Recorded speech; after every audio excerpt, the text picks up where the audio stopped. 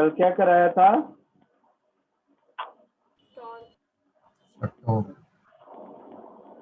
Torque start किया था। Torque start किया था। अच्छा, मोमेंट ऑफ इनर्शिया में कैविटी वाला किया था, आर क्रॉस एफ किया था, आर क्रॉस एफ के एप्लीकेशन किए थे,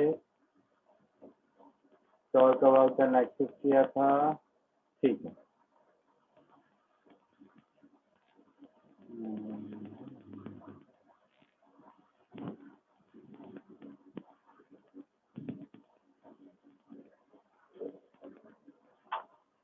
ठीक है, आज हम लोग देखेंगे equilibrium of rigid bodies.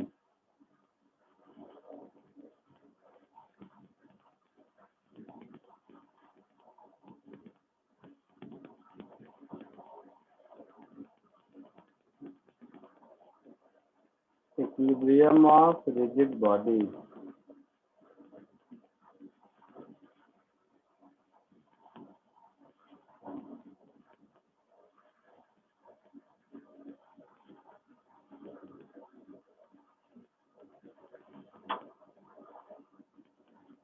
Common sense है, किसी भी ऑब्जेक्ट पर अगर ऑब्जेक्ट या सिस्टम पर नेट फोर्स 0 होगा तो इसका मतलब क्या हुआ कि acceleration of centre of mass 0 होगा। हाँ सर। तो then object is said to be in translational equilibrium।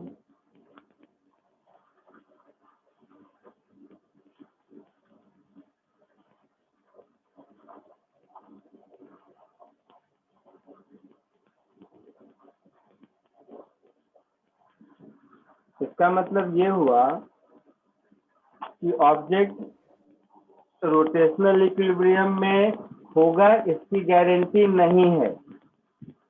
जैसे मान लो ये एक ऑब्जेक्ट है, इस पर एक फोर्स एफ इधर लग रहा है, एक फोर्स एफ इधर लग रहा है, उतना ही, तो नेट फोर्स तो 0 है।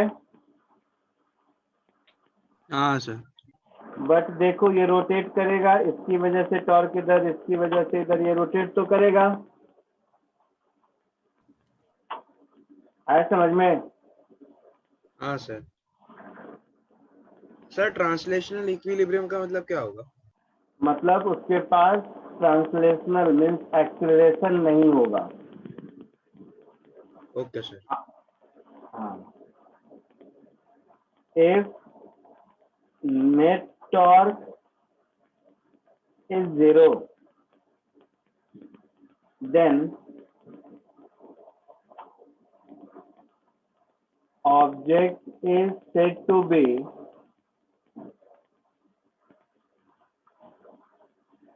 in rotational equilibrium।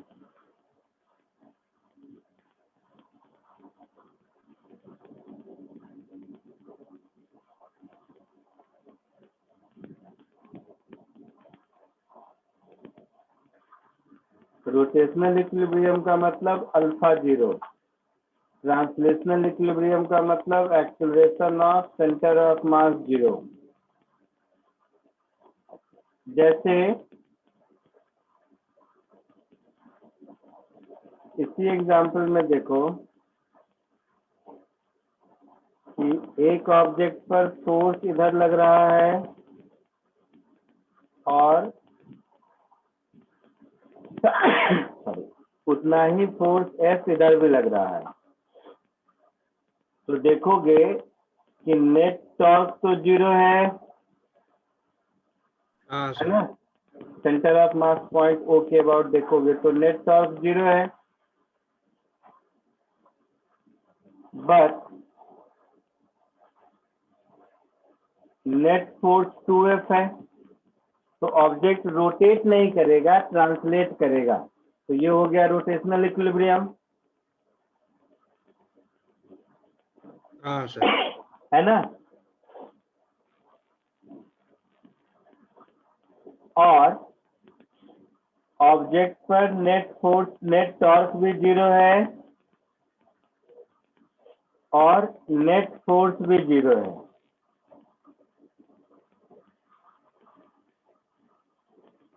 तब ऑब्जेक्ट हम लोग बोलेंगे कंप्लीट इक्विलिब्रियम में है।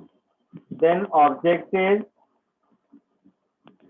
said to be in equilibrium। और जब हम इक्विलिब्रियम बोलते हैं मतलब ट्रांसलेशनल रोटेशनल बोथ। आई बात समझ में? हाँ सर। हाँ सर। तो ये तीनों पॉइंट जल्दी से कॉपी कर लो, फिर एग्जांपल देखते हैं।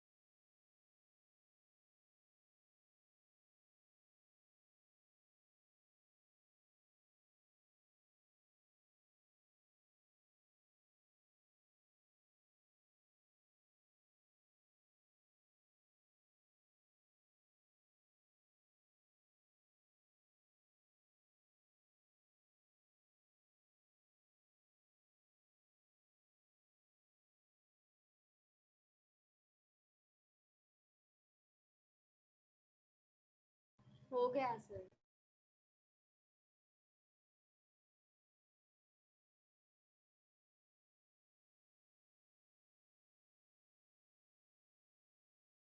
हो गया सर।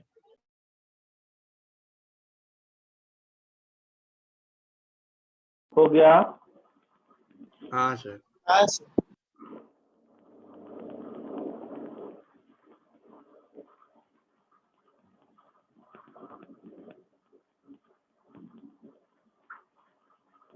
अब देखो,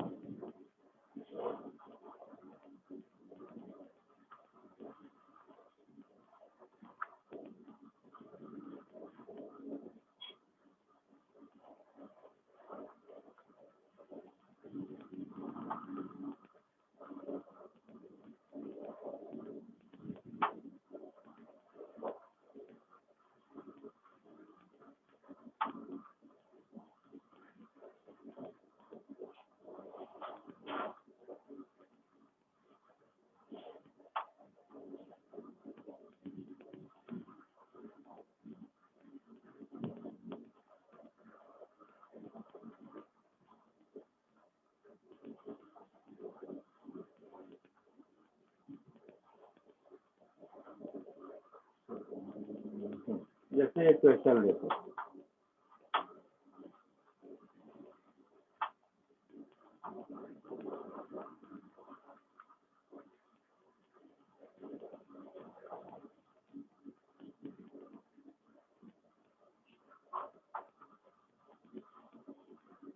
सपोज ये एक रॉड है जो दो स्प्रिंग से अटैच है और ये इक्विलिब्रियम में है, तो आपसे पूछा है दोनों स्प्रिंग में टेंशन कितना होगा। क्वेश्चन समझ आया? हाँ सर सर। मतलब जो तीसरा वाला इक्विलिब्रियम आपने बताया ना वो वाला। हाँ, अगर जैसे ही कोई कहा जाए कि इक्विलिब्रियम है, इक्विलिब्रियम का मतलब नेट टॉर्क, नेट फोर्स सब जीरो होगा, तभी तो कंप्लीट इक्विलिब्रियम होगा। हाँ सर। हाँ। कोशिश करो एक बार इसको।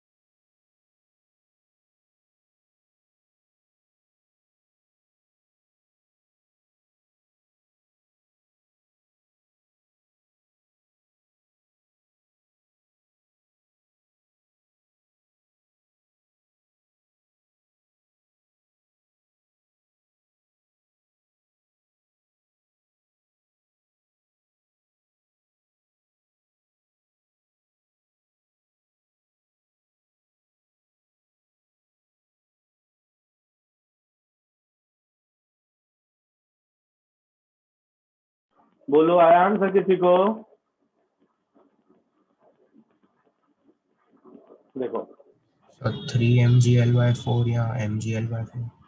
इसका खुद का वेट mg नीचे लगेगा, हाँ सर।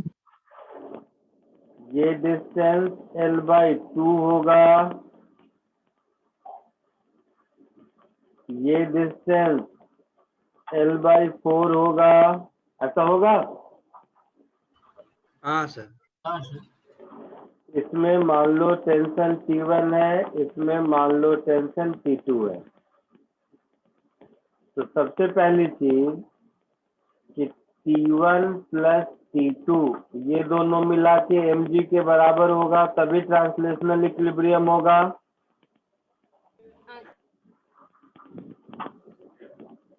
होगा। हाँ सर। रोटेशनल इक्विलिब्रियम के लिए टॉर्क 0 होना चाहिए, है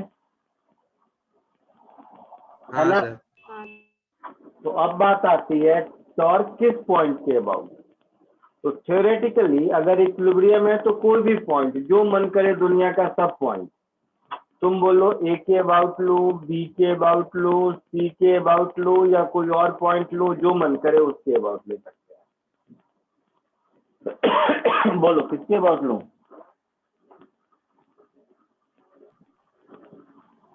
ए B sir centre of mass के थ्रू ही ले लो। किसी के अबाउट ले सकते हैं, ए के अबाउट भी ले सकते हैं, बी के अबाउट भी ले सकते हैं, सी के अबाउट भी ले सकते हैं। तो थोड़ा दिमाग लगाएंगे, ले किसी के अबाउट सकते हैं, जिसको बोलोगे कर सकते हैं। अगर हम ए या बी के अबाउट लेते हैं, मान लो ए के अबाउट लेते हैं, तो T2 का टर्म नहीं आएगा, हाँ सर। हाँ सर। तो डायरेक्ट T1 मिल जाएगा।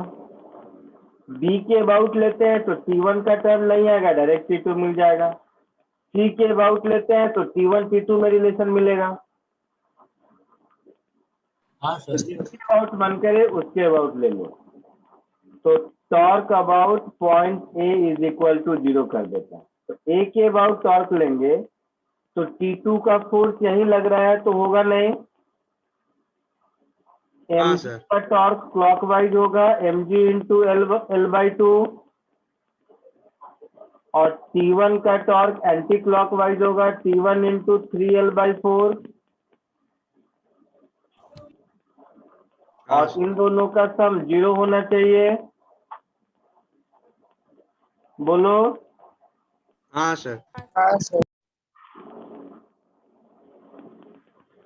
एल एल हटा दो, 2 2 जा 4 कर दो, तो T1 मुझे मिल गया 2mg/3 एंड T2 मुझे मिल गया mg/3।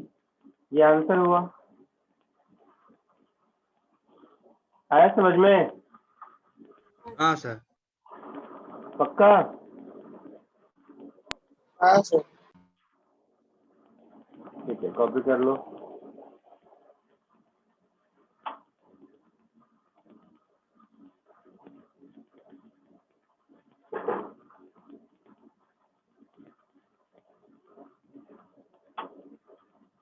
आगे बढ़ो। हाँ सर।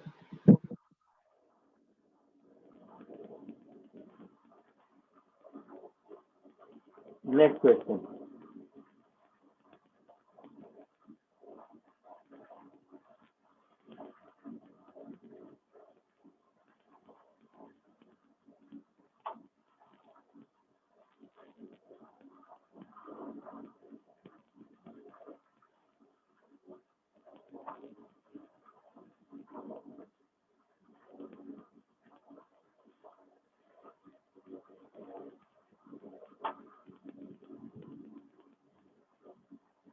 इसको कोशिश करो।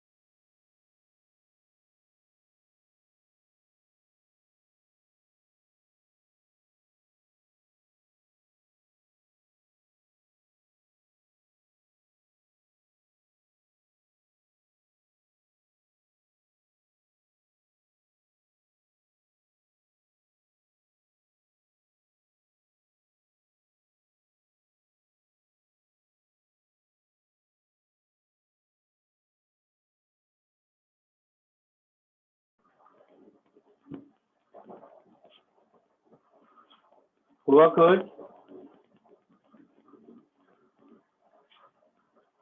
नहीं सर। नहीं सर।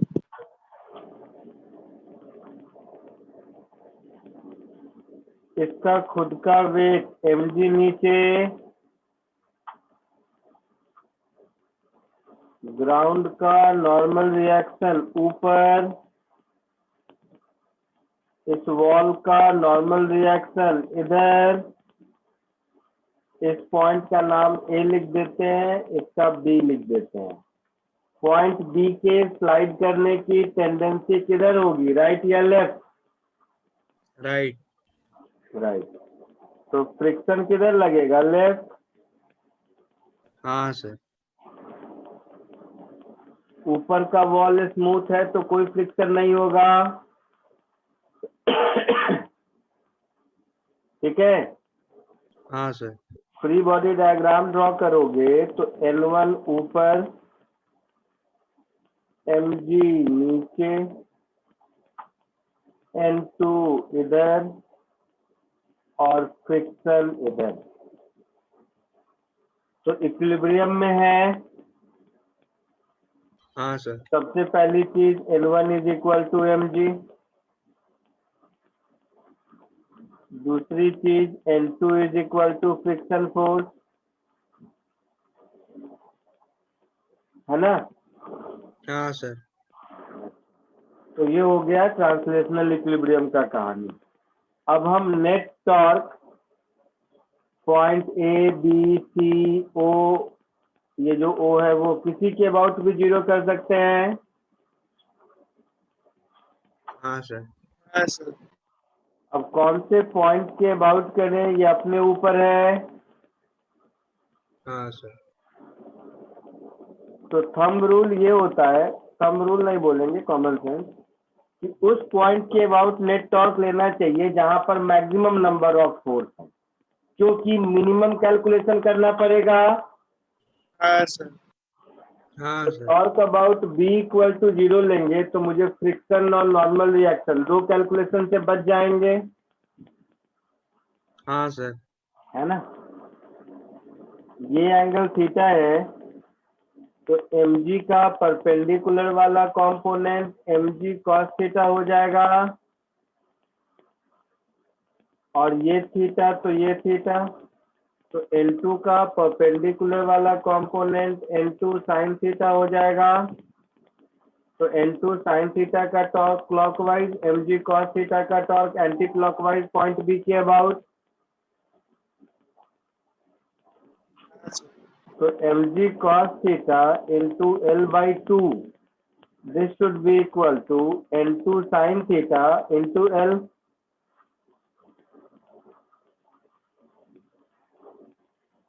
होगा। हाँ सर।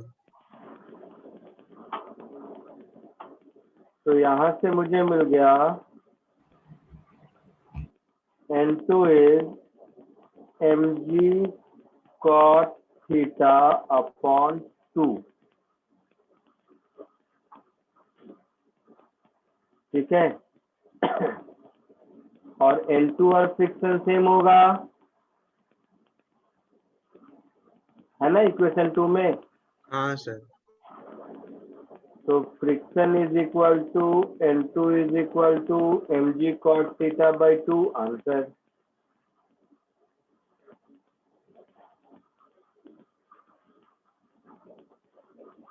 क्लियर। सर सर वो N2 का आपने परपेंडिकुलर कंपोनेंट क्यों लिया? टॉर्क क्या होता है, R cross F means R which is L और component of F perpendicular to L। तो हाँ N2 सर का ऐसे समझा। साइन हाँ थीटा। हाँ सर समझा। ठीक है, आगे बढ़ो। हाँ सर। लिख लिया सबने? हाँ सर। हाँ सर। एक और question।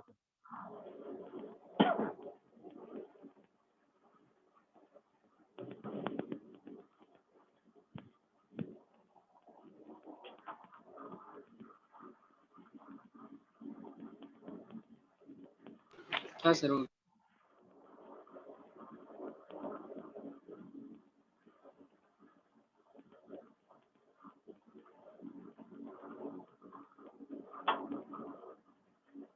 आगे बढ़े। हाँ सर Yes, sir. हाँ सर। एक और क्वेश्चन कीजिए।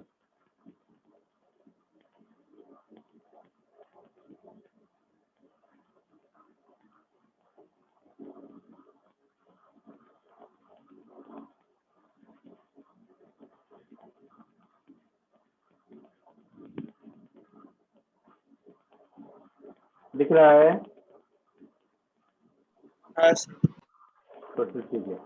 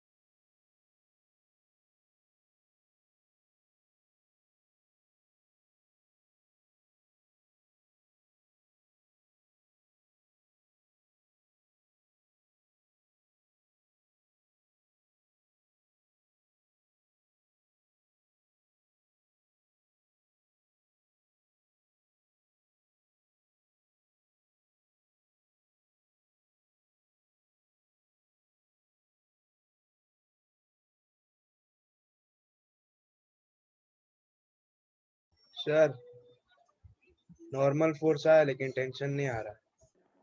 बोलो। नॉर्मल आया, नॉर्मल कांटेक्ट फोर्स आया, टेंशन नहीं आ रहा। नॉर्मल तो mg/2 होगा, हाँ सर। उसमें तो कुछ है ही नहीं। चलो देखो, वैसे डायग्राम ये करके बड़ा डायग्राम ड्रॉ करते हैं।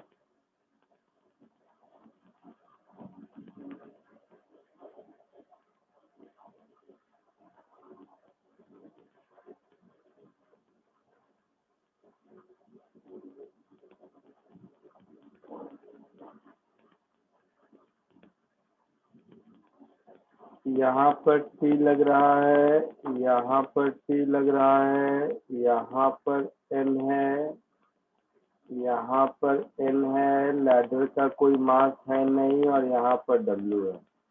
तो एक तो कॉमन सेंस है, 2N इधर, T इधर,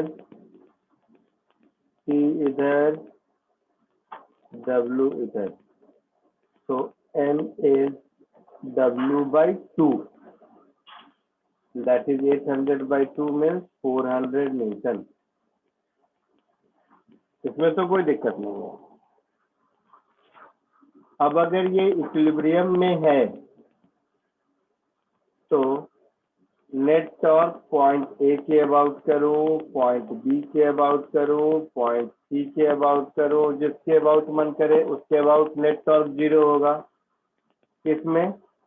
तो इस लेग में भी और इस लेग में भी, जिसमें मन करे उसमें ले लो। तो ये जो शेडेड पार्ट है इस पर नेट टॉर्क 0 करते हैं, और 0 किसके अबाउट करेंगे? तो ए के अबाउट। इसीलिए क्योंकि पॉइंट ए पर इस आदमी का वेट कितना लग रहा है इस लेग पर और कितना इस लेग पर, कुछ मुझे पता नहीं है। हाँ सर। हाँ तो टॉर्क अबाउट पॉइंट ए अगर 0 कर देंगे तो यहाँ पे कितना लग रहा है उसकी जरूरत भी नहीं होगी। तो इस टेंशन का टॉर्क क्लॉकवाइज और इस नॉर्मल का torque anti clockwise point A के अबाउट, दोनों इक्वल होना चाहिए। हाँ सर।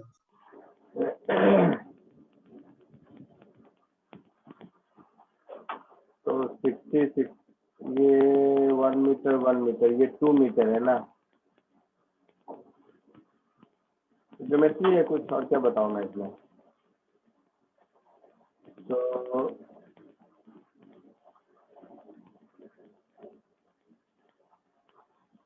ये 60 डिग्री, ये 60 डिग्री, ये 60 डिग्री। तो ये जो 2 मान लो साइड लेंथ L है, तो इस ट्रायंगल में दिख रहा है कि L sin 60 डिग्री 2 मीटर है। हाँ सर। तो L इंटू √3/2 2 मीटर है, मतलब L की वैल्यू 4/√3 है। Yes, sir. है ना। हाँ सर। हाँ सर। तो नॉर्मल का टॉर्क अगर लेंगे तो नॉर्मल का टॉर्क क्या हो जाएगा? 4 इंटू परपेंडिकुलर डिस्टेंस L/2। इस L का ये वाला कंपोनेंट L cos 60 होगा। तो force into perpendicular distance N into L/2 clockwise, plus tension का लेंगे तो T, अच्छा इसका तो परपेंडिकुलर डिस्टेंस यही 1 मीटर होगा, यहाँ से यहाँ तक का परपेंडिकुलर डिस्टेंस T के ऊपर, है ना। तो हाँ सर। T इंटू 1, ये हो जाएगा anti clockwise, this will be equal to 0। तो T की वैल्यू हो गई मेरी N L/2। तो L तो हो गया 400, लेंथ मिल चुका है 4/√3 अपॉन 2।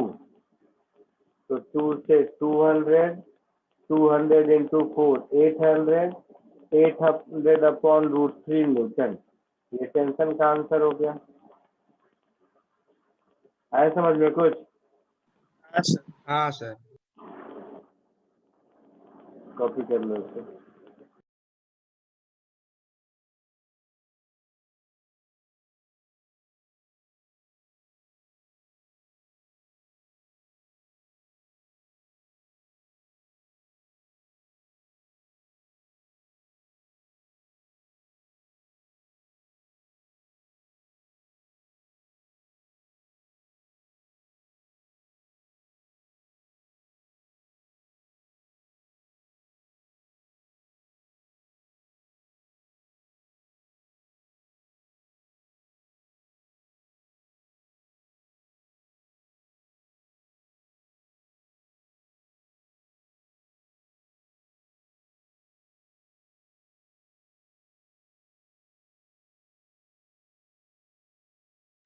सर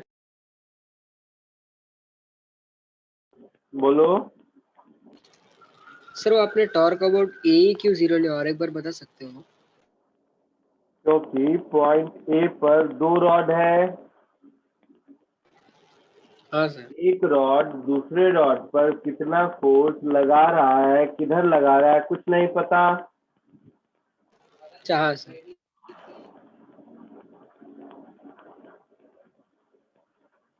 है ना?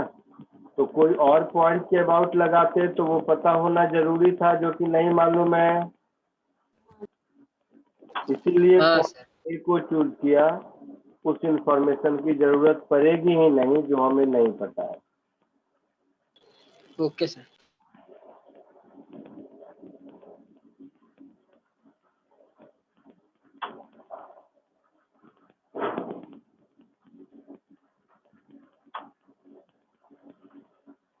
हो गया सर। हो गया?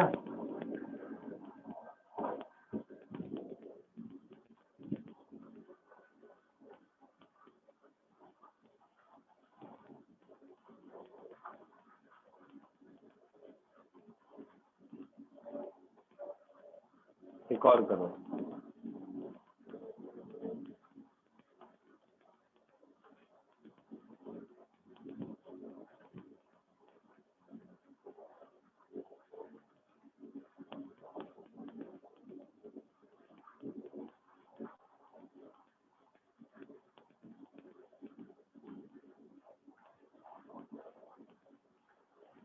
दिख रहा है? हाँ सर। तो फिर कीजिए।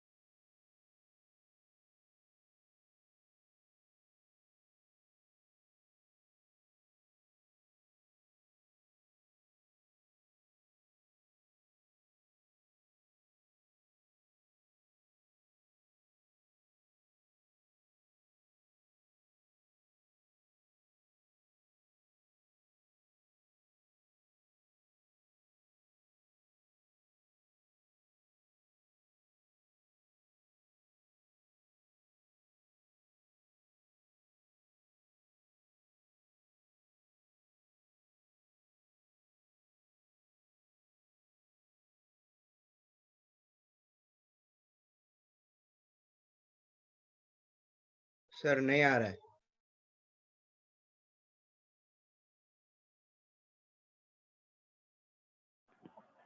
अभी एक लैडर वाला क्वेश्चन कराया था ना, उसमें और इसमें क्या फर्क है, पहले ये बताओ। सर फ्रिक्शन आ गया। फ्रिक्शन तो उसमें भी था।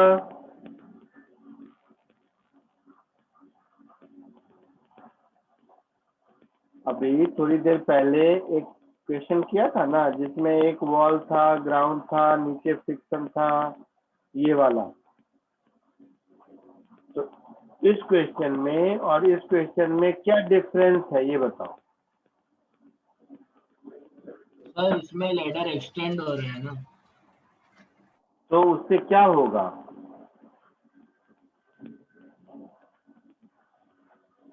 क्या डिफरेंस है, मतलब ये नहीं कि वो बचपन में वो चंपक में रहता था, क्या डिफरेंस है तो बता दिया ये लेटर एक्सटेंड हो रहा है। टेक्निकली फिजिक्स की भाषा में बताओ कि क्या डिफरेंस है।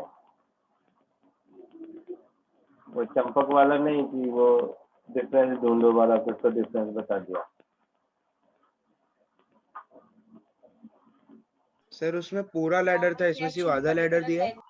अरे ये तो आर्ट्स का बच्चा ही बता देगा, साइंस के हिसाब से कुछ बोलना भाई। सर अभी ये तो दिमाग। मैं कॉमर्स वाले से भी पूछूं कि उस क्वेश्चन और इस क्वेश्चन में क्या डिफरेंस है, तो यही बोलेगा ना वो। तो क्या फायदा साइंस पढ़ने का? तो स्लाइड नहीं होगा ना, मतलब क्या?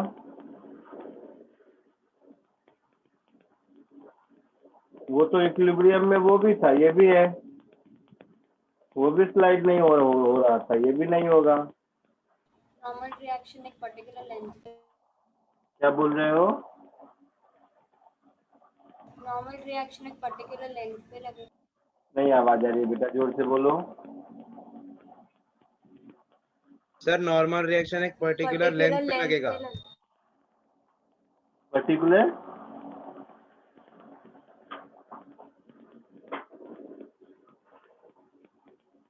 देखो, इसमें भी इसका वेट mg नीचे लगेगा, हाँ सर। उसमें भी लगता था। इसमें भी यहाँ पर नॉर्मल रिएक्शन लगेगा, उसमें भी लगता था। इसमें भी पॉइंट ए की टेंडेंसी लेफ्ट जाने की होगी,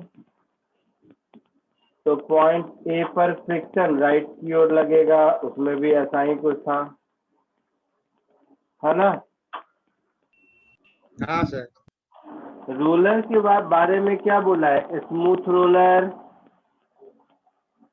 और उस क्वेश्चन में क्या था? स्मूथ वॉल था। तो जो नॉर्मल रिएक्शन वॉल पर वॉल के परपेंडिकुलर लग रहा था, रोलर का शेप ऐसा होता है ना, तो इस पर जो नॉर्मल रिएक्शन होगा वो इधर लगेगा। हाँ सर। रोलर तो सर्कल हुआ ना, सर्कल पे नॉर्मल उसके सेंटर से पास होता है, और ये जो लैडर है ये उसका टेंजेंट है, तो इस पर N2 इधर लगेगा, हाँ सर। जो कि उस क्वेश्चन में हॉरिजॉन्टल लग रहा था। हाँ सर। समझ आया कुछ? हाँ सर। हाँ सर। तो यही डिफरेंस है दोनों में। तो ये एंगल थीटा, तो ये एंगल भी थीटा, तो ये 90 माइनस थीटा, मतलब ये थीटा। तो इसका फ्री बॉडी डायग्राम ड्रॉ करोगे तो mg नीचे, n1 ऊपर, n2 cos थीटा ऊपर, n2 sin थीटा इधर, और फ्रिक्शन इधर, ऐसा कुछ होगा। हाँ सर। हाँ सर। तो ट्रांसलेशनल इक्विलिब्रियम से एक रिलेशन बना कि n1 plus n2 cos theta is mg, और दूसरा n2 sin theta is equal to friction. Free body diagram draw करो, ये दोनों इक्वेशन लिखो और टॉर्क ए के पॉइंट ए के अबाउट नेट टॉर्क 0 करो और आंसर लाओ। इससे ज्यादा नहीं बताऊंगा मैं। सर बोलो। सर वो रॉड पे जो एंगल है थीटा वो कैसे है, एक बार समझाओ ना। भाई साहब तुम लोग भी ना, ये थीटा दिख रहा है, हाँ तो ये थीटा होगा, अच्छा हाँ सर समझ गया। तो ये 90 माइनस थीटा होगा, हाँ हाँ तो ये थीटा होगा। सर। ठीक है, यस सर। कोशिश कीजिए।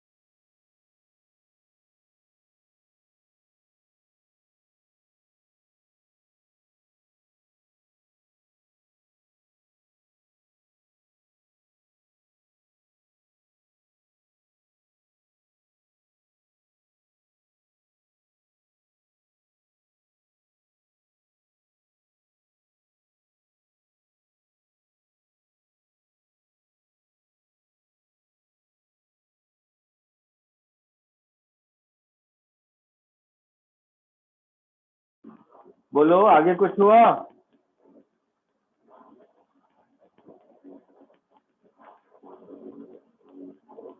बोलिए,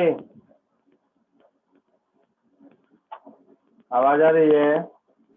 हाँ सर, आगे कुछ हुआ? ट्राई किया।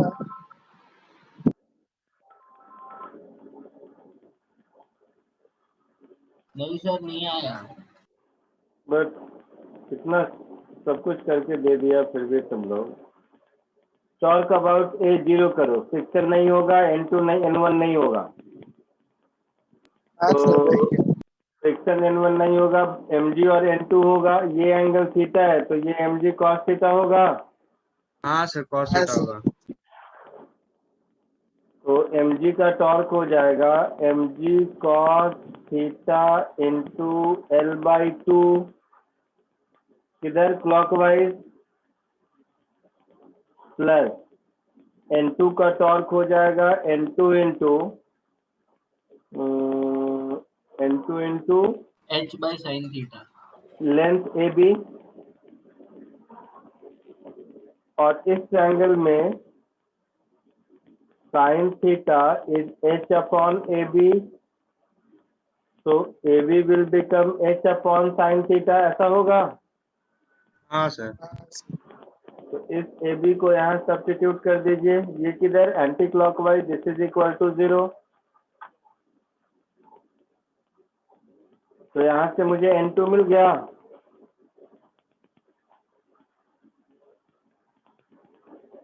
तो mg cos theta into L upon 2 is equal to N2 into h upon sine theta.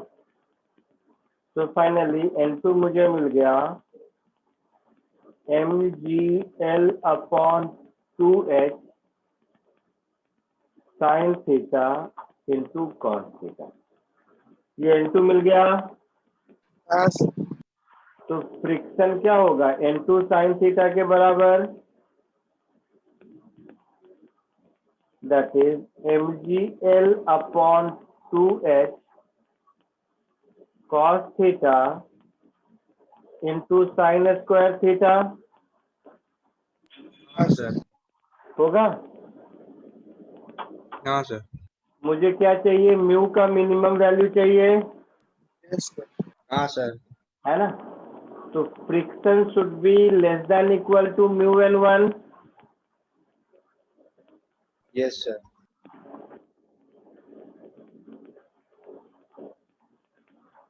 तो friction should be less than equal to μ/N1।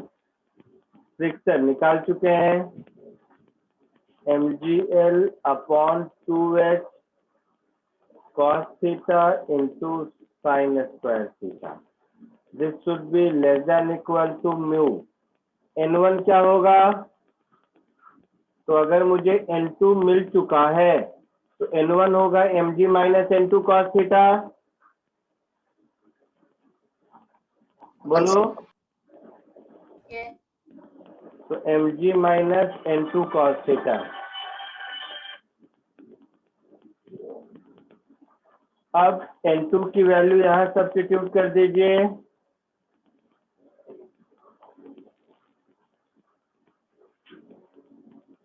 तो ये हो जाएगा mg L/2h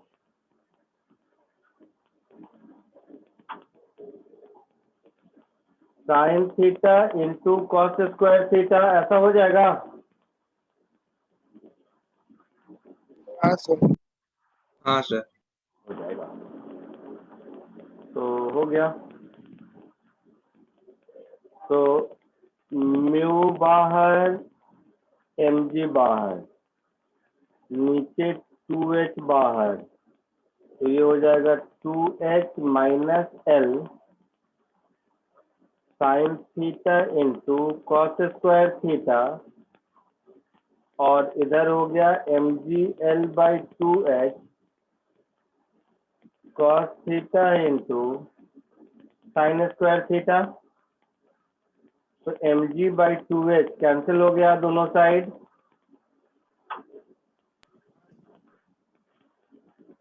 हो गया ना। हाँ सर। हाँ sir So mu should be greater than equal to L sin square theta into cos theta upon 2h minus L cos theta into sin square theta. तो ये म्यू का मिनिमम वैल्यू हो गया, यही पूछा है। हाँ सर।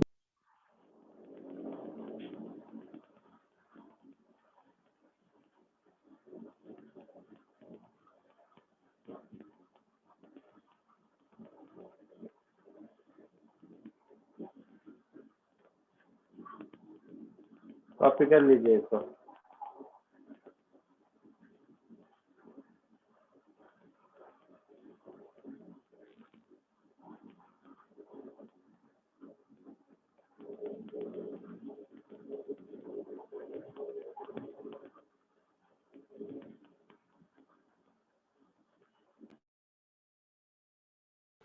सर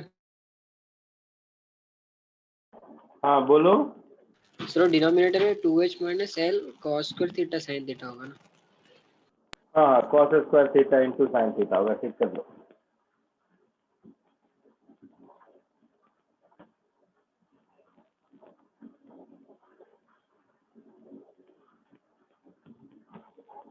cos स्क्वायर होगा और साइन थीटा होगा ऐसा।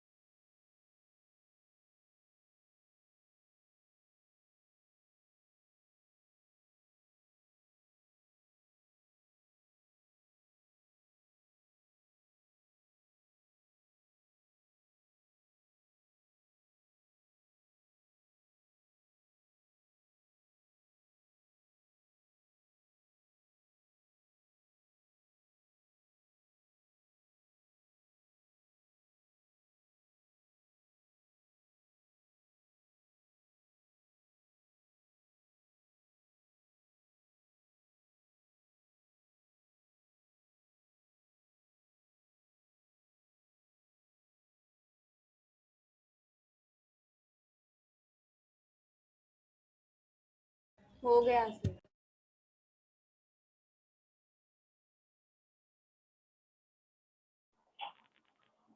हो गया, आगे बढ़ो।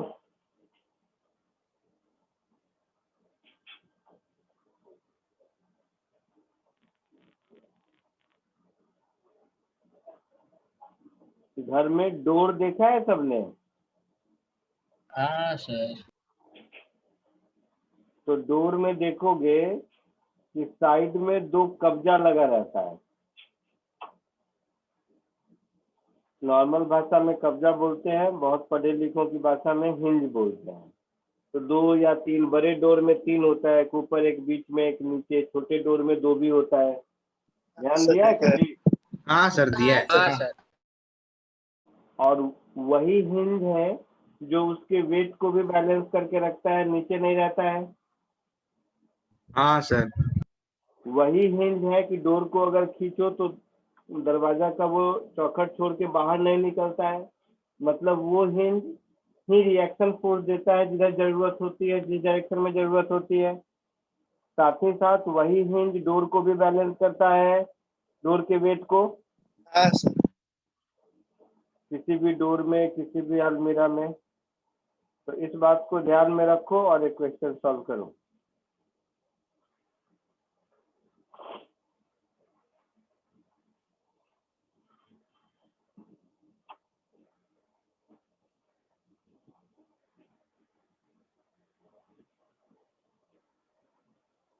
दिख रहा है?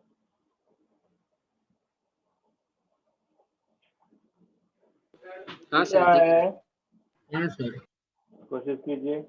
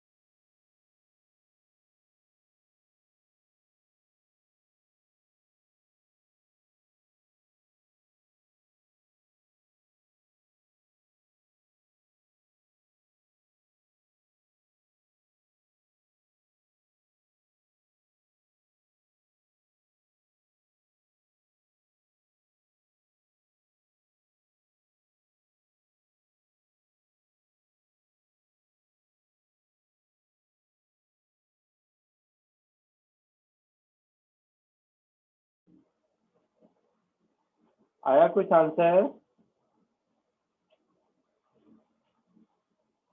बोलो।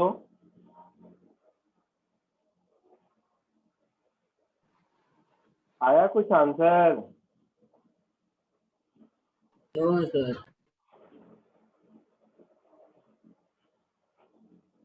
देखो, ये आपका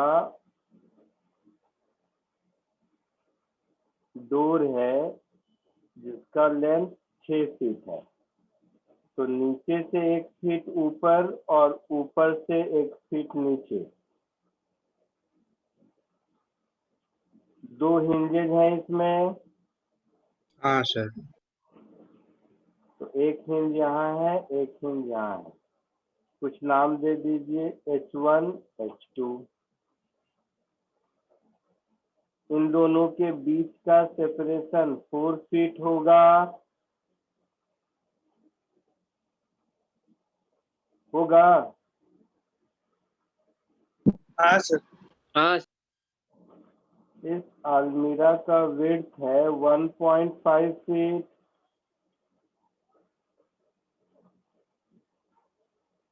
इस अलमीरा का वेट mg यहाँ पर एक्ट करेगा। यस। क्वेश्चन में ध्यान से देखोगे तो लिखा है magnitude of forces exerted by the hinges on the door are equal। मतलब H1 H2 इस डोर पर जो फोर्स लगाता है उस फोर्स का मैग्नीट्यूड इक्वल है। ठीक है? हाँ सर। हाँ सर। फोर्स किधर लगाता है मालूम नहीं? ऊपर की तरफ। कोई जरूरी नहीं है। तुम्हें लगता है ऊपर की तरफ लगाता है, तो चलो ऊपर की तरफ लगा दिए यहाँ भी। और जो जो तुम्हारे मन में आता है बोलना। ऊपर की तरफ लगा दिया मैंने, यहाँ भी लगा दिया। हाँ सर। अब हिंज H1 के अबाउट टॉर्क देखोगे तो H1 का टॉर्क 0, H2 का टॉर्क 0, mg का टॉर्क कुछ तो क्लॉकवाइज होगा। हाँ सर। तो नेट टॉर्क बैलेंस हुआ क्या? नहीं सर। हाँ सर। नहीं हुआ। नहीं।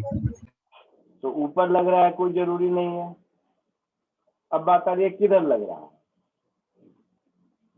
तो सपोज किधर भी लग रहा होगा, ज्यादा से ज्यादा क्या होगा, इसका कुछ y कंपोनेंट होगा और इसका कुछ x कंपोनेंट होगा। तो ये y कंपोनेंट ड्रॉ कर लिया। अब मैं अगेन वैसे ही सोचूं H1 के पॉइंट ऑफ व्यू से कि H1 के अबाउट टॉर्क, तो mg का टॉर्क क्लॉकवाइज है, तो कोई एक फोर्स होना चाहिए जिसका टॉर्क एंटी क्लॉकवाइज होगा। तो जरूर हिंज एक्स में फोर्स इधर लगा रहा होगा, हाँ सर। है ना? अच्छा, अब एक्स में नेट फोर्स भी 0 होना चाहिए, एक्स और वाई दोनों में। हाँ सर। तो H1 पर इतना ही आर एक्स डैश इधर लगना चाहिए, न कम न ज्यादा। हाँ सर। मतलब आर एक्स की वैल्यू आर एक्स डैश के बराबर होगी, हाँ या ना? हाँ सर। हाँ सर। और आर का मैग्नीट्यूड सेम है, क्वेश्चन में लिखा है। हाँ सर। तो मैग्नीट्यूड सेम है, एक्स कंपोनेंट सेम है, मतलब वाई कंपोनेंट भी इक्वल होगा। हाँ सर। यहाँ तक कोई दिक्कत? No sir. नहीं सर। अब नेट टॉर्क अबाउट H1 0 कर दो। तो mg का torque force into perpendicular distance, that is mg into 1.5 upon 2 clockwise plus rx into 4 anti-clockwise, this should be equal to 0. होगा? हाँ सर। तो Rx हो गया मेरा 1.5 mg upon 8. That is 3 mg upon 16. m का वैल्यू कितना दिया है?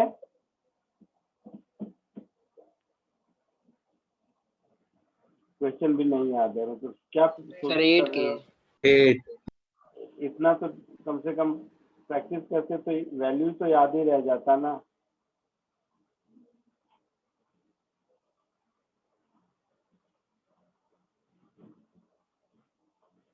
तो Rx की वैल्यू हो गई 15 न्यूटन।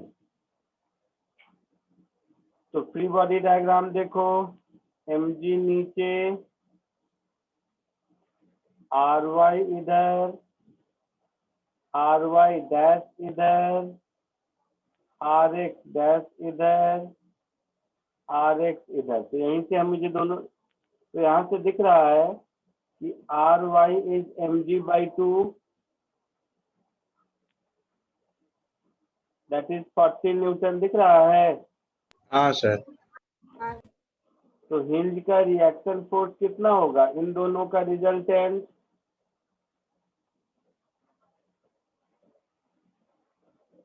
ऐसा होगा। हाँ सर। हाँ सर। तो under root 40 square plus 15 square, 40 square 1600, 15 square 225, दोनों मिला के 1825 है ना। रूट हाँ, 1825 कितना होगा?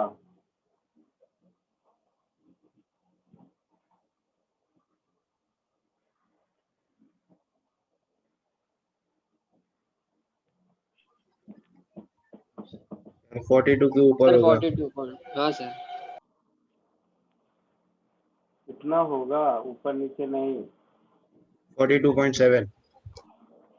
तो 42.7 न्यूटन जो भी हो, ये आंसर होगा। आया समझ में? हाँ सर। सर हाँ, सर स्टार्टिंग में वो RX का और एक बार बताओ ना, वो क्या बोला था आपने? नेट टॉर्क 0 होना चाहिए किसी भी पॉइंट के अबाउट। हाँ सर। फॉर एग्जांपल H1 के अबाउट देखते हैं। तो H1 के अबाउट अगर देखेंगे तो H1 पर जो फोर्स लग रहा है उसका 0 हाँ है सर। ना। हाँ सर। हाँ mg का क्लॉकवाइज, हाँ सर। ry का 0,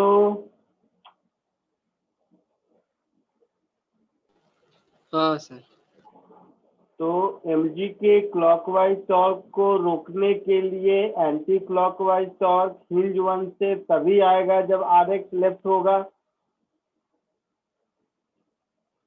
हाँ सर। हाँ समझे समझे।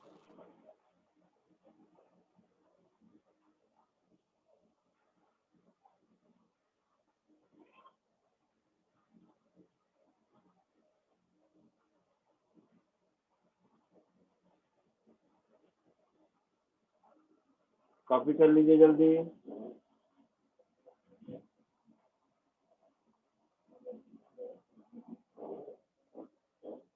कॉपी कर लीजिए, जिसका होते जाए वो निकलते जाइए। आज के लिए इतना ही।